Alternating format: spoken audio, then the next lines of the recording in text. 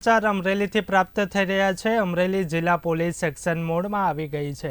રાજુલામાં એક અસામાજિક તત્વ દ્વારા કરાયેલ ગેરકાયદેસર દબાણ તોડી પાડવામાં આવ્યું છે। પોલીસ દ્વારા ગેરકાયદે દબાણો તોડી પાડવામાં આવ્યા છે।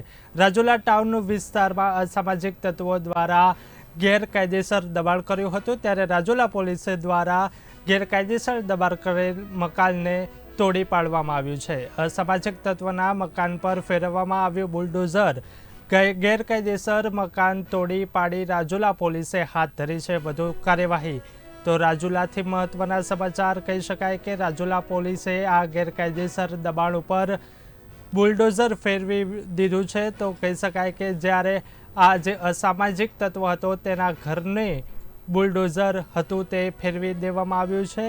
તો ગેરકાયદેસર દબાણ તોડી પાડવા પોલીસ દ્વારા ગેરકાયદેસર દબાણ તોડી પાડવામાં આવ્યું। રાજુલા ટાઉન વિસ્તારમાં અસામાજિક તત્વએ દબાણ કરેલ હતું, જે તોડી પાડવામાં આવ્યું છે। રાજુલા પોલીસ દ્વારા ગેરકાયદેસર મકાન તોડી પાડવામાં આવ્યું છે।